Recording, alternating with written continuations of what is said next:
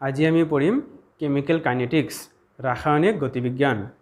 যেতিয়া আমি এটা কেমিকেল ৰিয়েকশ্যন ষ্টাডি কৰিম তেতিয়া চাব লাগিব এই কেমিকেল ৰিয়েকশ্যনটো কিমান ইজিলি হয় বা এই কেমিকেল ৰিয়েকশ্যনৰ পৰা কিমান আমি প্ৰডাক্ট প্ৰডিউচ কৰিব পাৰিম হয়নে,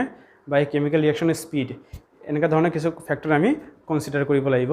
এই ফেক্টৰবোৰত লিখা আছে তিনিটা ফেক্টৰ: ফিজিবিলিটি, এক্সটেণ্ট আৰু স্পীড অফ ৰিয়েকশ্যন। এটা ৰাসায়নিক বিক্ৰিয়াৰ এই তিনিটা কথাৰ ওপৰত বেছি গুৰুত্ব দিয়া যায়। এটা বিক্ৰিয়াৰ সম্ভাৱনীয়তা, বিক্ৰিয়াটোৰ প্ৰসাৰ আৰু বিক্ৰিয়াটোৰ গতিবেগ। এটা বিক্ৰিয়াৰ সম্ভাৱনীয়তা মানে কি?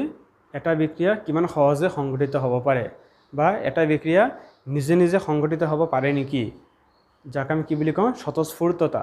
তাৰমানে কিছুমান বিক্ৰিয়া নিজে নিজে সংঘটিত হয়, যাক কয় স্বতঃস্ফূৰ্ত বিক্ৰিয়া, আৰু কিছুমান বিক্ৰিয়া নিজে নিজে সংঘটিত নহয়, তাক আমি বিভিন্নভাৱে বাহ্যিক মানে বিভিন্ন কাৰকৰ সহায় প্ৰয়োজন হয়। যেনে ধৰি লোৱা কিছুমান বিক্ৰিয়া সংঘটিত হ'বলৈ উত্তপ্ত কৰিব লাগে বা চাপ প্ৰয়োগ কৰিব লাগে হয়নে, অৰ্থাৎ বিভিন্ন কাৰকৰ সহায় ল'ব লাগে। সেই বিক্ৰিয়াবোৰক কয় কি? অস্বতঃস্ফূৰ্ত বিক্ৰিয়া। আৰু এটা ৰাসায়নিক বিক্ৰিয়া কেতিয়া স্বতঃস্ফূৰ্ত হ'ব সেই আমি তাপগতি বিজ্ঞানত পঢ়ি আছোঁ ইতিমধ্যে। যি বিক্ৰিয়াত কি হয়, ডেলজিৰ মান, ডেলজি মানে কি? গিবছ শক্তিৰ পৰিৱৰ্তন যদি ঋণাত্মকত ওলায় হয়নে, মানে শূন্যতকৈ সৰু ওলায়, তেতিয়া সেই বিক্ৰিয়াটো কি হ'ব? স্বতঃস্ফূৰ্ত হ'ব। বা যি বিক্ৰিয়াৰ পৰা তাপ শক্তি নিৰ্গত হয় বা যিটো বিক্ৰিয়াৰ এন্ট্ৰপিৰ মান বৃদ্ধি পায় হয়নে, সেই বিক্ৰিয়াটোৰ কি হয়? স্বতঃস্ফূৰ্ত হয় বুলি ইতিমধ্যে আমি ফাৰ্ষ্ট ইয়াৰত পঢ়ি আহিছোঁ। এটা কেমিকেল ৰিয়েকশ্যন কেতিয়া স্পণ্টেনিয়াছ হ'ব সেই আমি জানো, যেতিয়া কেমিকেল ৰিয়েকশ্যনটোৰ ডেলজিৰ ভেলু <0 হ'ব, মানে সেই ৰিয়েকশ্যনটো মেইনলি এক্সোথাৰ্মিক হ'ব। আৰু সেই ৰিয়েকশ্যনটোত যদি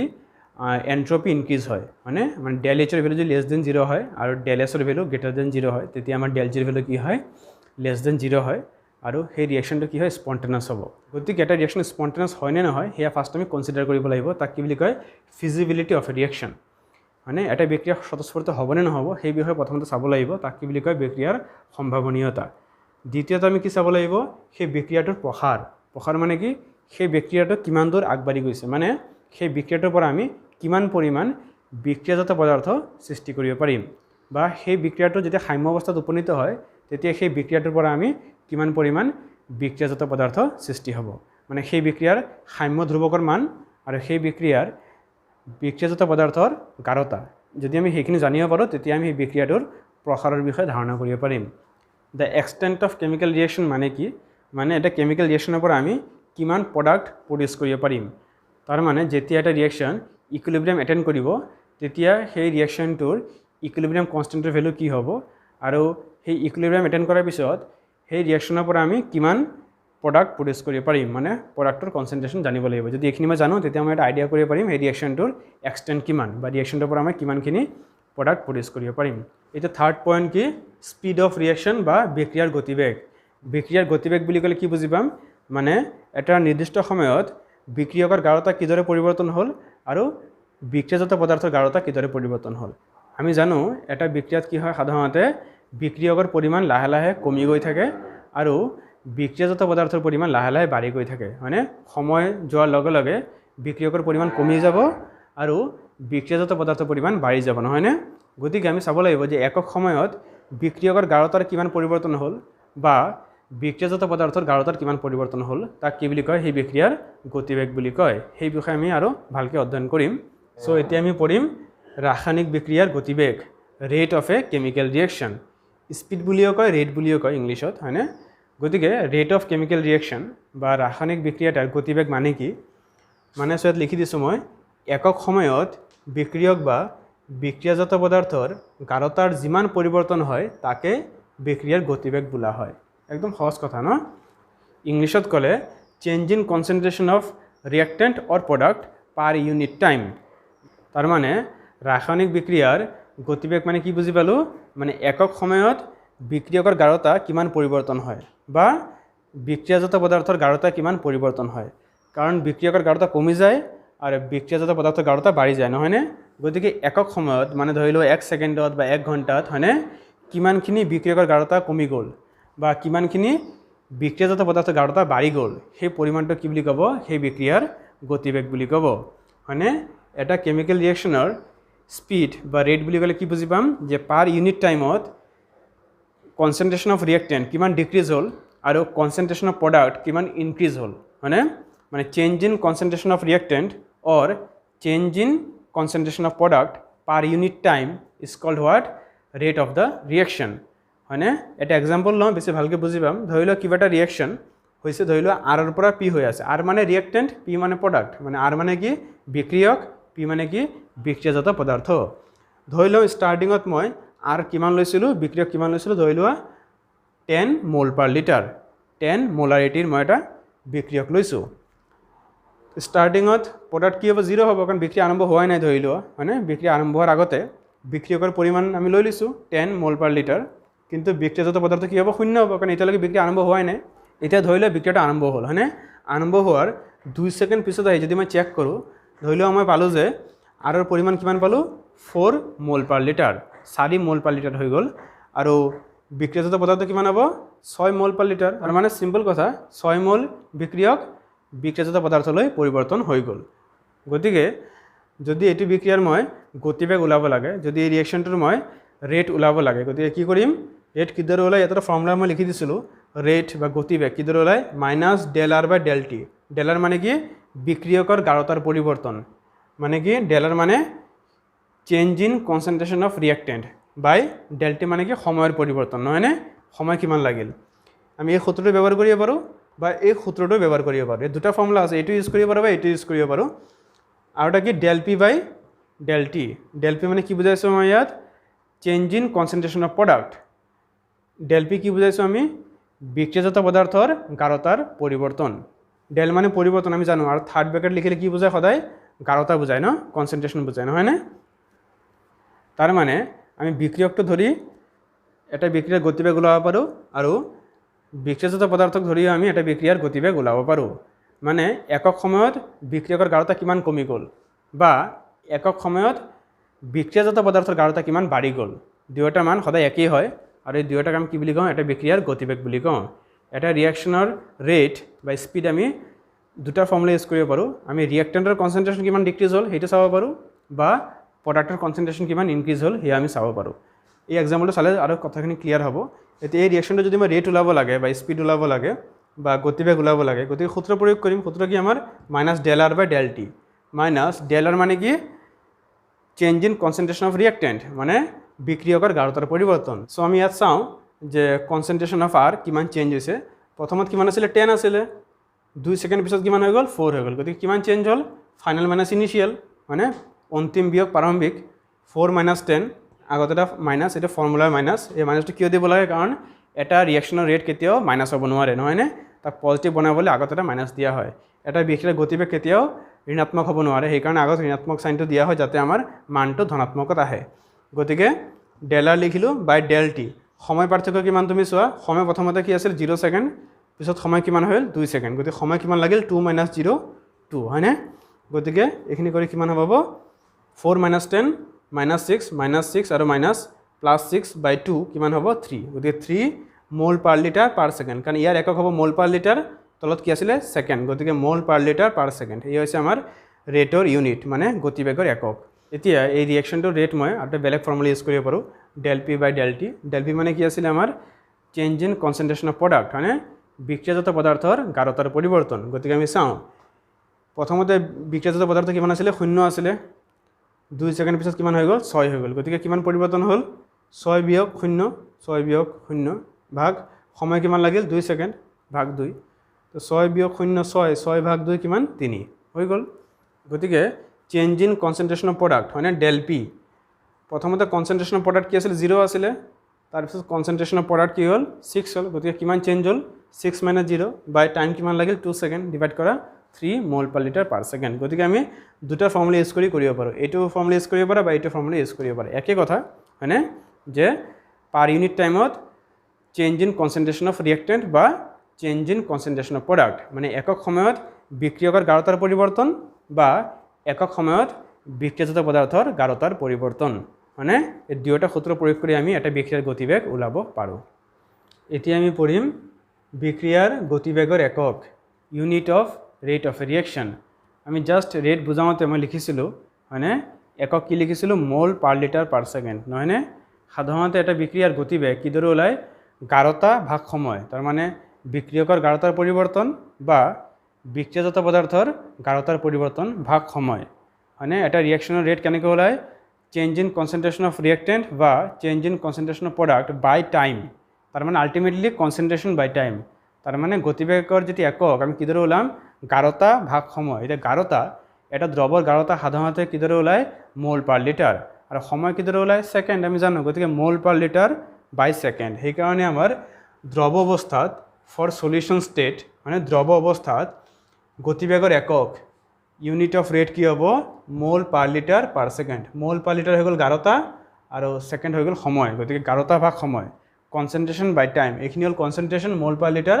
বাই টাইম বাই সেকেন্ড সেইকাৰণে মোল পাৰ লিটাৰ পাৰ সেকেন্ড এইটো হয় ইউনিট একদম সহজ কথা হয়নে আমি জানো গেছীয় অৱস্থাত গাঢ়তা সদায় আংশিক চাপেৰে বুজোৱা হয় এটা গেছিয়াছ ষ্টেটত থকা যে ৰিয়েক্টেণ্ট হয়নে সেইবোৰৰ কনচেন্ট্ৰেশ্যন পাৰ্চিয়েল প্ৰেছাৰত মেজাৰ কৰা হয় গতিকে আংশিক চাপ বা পাৰ্চিয়েল প্ৰেছাৰ সদায় চাপৰ যি একক আছে ন চাপৰ একক কি আমি জানো বাৰ টৰ এটিএম নহয়নে সেইবোৰৰে বুজোৱা হ'ব সেইকাৰণে ইয়াত মোল পাৰ লিটাৰৰ সলনি আমি কি ব্যৱহাৰ কৰিব লাগিব এটিএম বা বাৰ ব্যৱহাৰ কৰিব লাগিব যদি আমাৰ এই বিক্ৰিয়কবোৰ গেছীয় অৱস্থাত থাকে হয়নে তেতিয়া কিন্তু সেই বিক্ৰিয়াৰ গতিবেগৰ সূত্ৰ কি হ'ব বা গতিবেগৰ একক কি হ'ব এটিএম পাৰ সেকেন্ড ইয়াত মোল পাৰ লিটাৰৰ সলনি এটিএম লোৱা হৈছে কাৰণ গেছীয় অৱস্থাত আমাৰ গাঢ়তা মোল পাৰ লিটাৰত বুজোৱা নহয় কিহত বুজোৱা হয় আংশিক চাপেৰে বুজোৱা হয় সেইকাৰণে ইয়াত চাপৰ একক এটিএম লোৱা হৈছে সো বুজি পালো যেতিয়া আমাৰ ৰিয়েক্টেণ্টবোৰ গেছিয়াছ ষ্টেটত থাকিব তেতিয়া কিন্তু এই গেছিয়াছ ষ্টেটত থকা যিবোৰ কম্পোনেণ্ট সেইবোৰৰ আমাৰ কনচেন্ট্ৰেশ্যন পাৰ্চিয়েল প্ৰেছাৰত এক্সপ্ৰেছ কৰা হ'ব আৰু পাৰ্চিয়েল প্ৰেছাৰ বা প্ৰেছাৰ আমাৰ এটিএম বাৰ টৰ হয়নে এইবোৰৰে মেজাৰ কৰা হয় গতিকে ইয়াত আমাৰ প্ৰেছাৰৰ ইউনিট যদি এটিএম লওঁ তেতিয়া কিন্তু আমাৰ ইউনিট অফ ৰেট কি হ'ব এটিএম পাৰ সেকেন্ড মোল পাৰ লিটাৰৰ জেগাত আমি এটিএম ব্যৱহাৰ কৰিম কাৰণ ইয়াত কনচেন্ট্ৰেশ্যনটো আমাৰ পাৰ্চিয়েল প্ৰেছাৰত বুজোৱা হৈছে গতিকে কোনো বিক্ৰিয়াৰ গতিবেগৰ একক আমাৰ দুটা সূত্ৰ আছে যদি দ্ৰৱ অৱস্থাত থাকে মোল পাৰ লিটাৰ পাৰ সেকেন্ড হ'ব আৰু যদি গেছীয় অৱস্থাত থাকে কি হ'ব এটিএম পাৰ সেকেন্ড হ'ব হয়নে সো এটা কেমিক্যাল ৰিয়েকশ্যনৰ ৰেট আমাৰ দুটা ইউনিট আছে যদি সলিউশন ষ্টেটত থাকে তো ৰেটৰ ইউনিট কি হ'ব মোল পাৰ লিটাৰ পাৰ সেকেন্ড আৰু যদি গেছীয় ষ্টেটত থাকে কি হ'ব এটিএম পাৰ সেকেন্ড এতিয়া গতিবেগ লিখাৰ যিটো আমাৰ প্ৰকাশ ৰাশি আছিলে হয়নে সেয়া আমি অকণমান বুজি লওঁ এটা সাধাৰণ বিক্ৰিয়া এটা লৈ লওঁ এ প্লাছ বি তাৰপৰা কি সৃষ্টি হৈছে চি প্লাছ ডি ইয়াত এ আৰু বিটো কি হয় বিক্ৰিয়ক চি আৰু ডি কি হ'ব বিক্ৰিয়াজাত পদাৰ্থ আৰু আগত small A B C D এইবোৰ কি বুজাইছে এইবোৰৰ সহগ মানে কিমানটা অনুৰ লগত লগ লাগি কিমানটা আৰু কিমানটা সৃষ্টি হৈছে হয়নে মানে ইয়াত বিক্ৰিয়কৰ সংখ্যা বুজাব